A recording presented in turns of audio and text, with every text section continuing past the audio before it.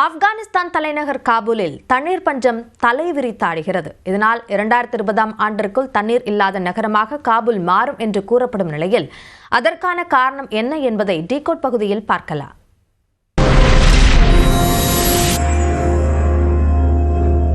Decode, the world unfiltered.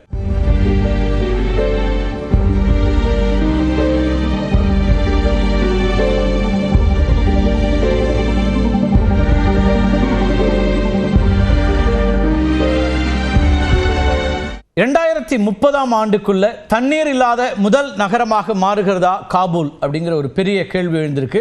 60 லட்சம் மக்கள் வசிக்கக்கூடிய காபூல்ல காலநிலை மாற்றம், பொருளாதார தடைகள் மற்றும் நிர்வாக தோல்விகள் காரணமாக விரைவில் தண்ணீர் இல்லாத ஒரு நகரமாக அது மாறுகிறது அப்படின்னு அங்க இருக்கக்கூடிய நிபுணர்கள் கணிக்கிறாங்க. அதிகப்படியான நீர் உறிஞ்சுதல், காலநிலை மாற்றத்தினுடைய விளைவுகள் காரணமாக ஆப்கானிஸ்தானுடைய தலைநகரில் நிலத்தடி நீர் அதனுடைய மட்டம் வெகு விரைவாக குறைந்து வருகிறது. 10 ஆண்டுகளுக்கு முன்பே காபூல்ல நிலத்தடி நீர் மட்டம் 98 அடிகளுக்கு கீழே இறங்குச்சு. இயற்கையான நீர் மீள் நிரப்பலை விட ஓராண்டில் 44 மில்லியன் கியூபிக் மீட்டர் நீரை தோண்டி எடுத்ததே இதற்கு காரணம் அப்படின்னு மெர்சி கார்ப்ஸ்ங்கிற ஒரு நிறுவனம் ஆய்வு செய்து வெளியிட்டது. இதே நிலை தொடர்ந்தா 2030ஆம் ஆண்டுக்குள்ள காபூல் நகரம் முழுவதுமாக வற்றிவிடும் அப்படிங்கிறது தான் அங்கே இருக்கக்கூடிய நிபுணர்களுடைய எச்சரிக்கையாக இருக்குது. இதனால 30 லட்சத்துக்கும் மேலான மக்கள் அகதிகளாக வேறு நாடுகளில் தஞ்சம் அடையக்கூடும் அப்படின்னும் கூறப்படுது. நிலத்தடி நீர் ரீசார்ஜ், அது மட்டும் இல்லாமல் வருடாந்திர நீர் பிரித்தெடுத்தல், இதற்கு இடையில இருக்கக்கூடிய அதிகரித்து வரக்கூடிய இடைவெளியை அடிப்படையாக கொண்டு தான் இந்த கணிப்புங்கிறது அமைந்திருக்கிறது. ஏற்கனவே காபூலில் இருக்கக்கூடிய நிலத்தடி ஆழ்துளை கிணறுகளில் பாதி வறண்டிருப்பதாக யூனிசெஃப் கணிச்சிருக்கு. அதே போல் மெர்சி கார்ப்ஸ் நிறுவனத்தினுடைய ஆய்வறிக்கையும் இதை தான் குறிப்பிடுது. அது மட்டும் இல்லை, நிலத்தடி நீரில் 80% அதிக அளவு கழிவு நீர் ஆர்சனிக் மற்றும் உப்புத்தன்மையோட பாதுகாப்பற்றதாக மாறிவிட்டதாகவும் இந்த ஆய்வறிக்கைங்கிறது குறிப்பிடுது.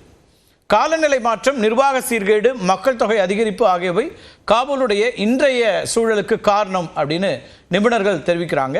20 ஆண்டுகால அமெரிக்காவினுடைய தலையீடும் கூட ஆப்கானிஸ்தானுடைய இந்த சீர்கேட்டிற்கு மிக முக்கிய காரணமாக மாறி இருக்கிறது.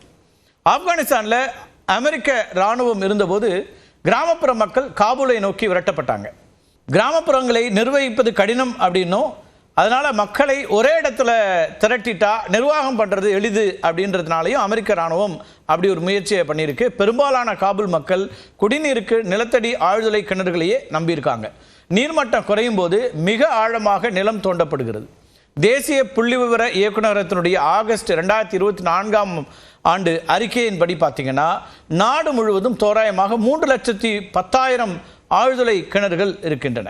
காபூல் முழுவதும் கிட்டத்தட்ட 1 லட்சத்துக்கும் மேற்பட்ட ஒழுங்குபடுத்தப்படாத ஆழ்துளை கிணறுகள் இருப்பதா மெர்சி கார்ப்ஸ் நிறுவனம் மதிப்பிட்டிருக்கு. 2023ஆம் ஆண்டு காபூலில் கிட்டத்தட்ட 49% ஆழ்துளை கிணறுகள் வறண்டிருப்பதாகவும் மற்றவை 60% செயல்திறனோட செயல்படுவதாகவும் ஐநா அறிக்கையும் சொல்லுது. ஐக்கிய நாடுகள் சபையும் கூட இது பற்றி ஒரு அறிக்கை வெளியிட்டிருக்கு. தண்ணீர் நெருக்கடி நகரத்தின் பணக்காரர்களுக்கும் ஏழைகளுக்கும் இடையிலான பிளவை அம்பலப்படுத்துவதாகவும் இருக்கு. மீண்டும் ஒரு காணொலியில் சந்திக்கலாம் நண்பர்களே. நன்றி, வணக்கம்.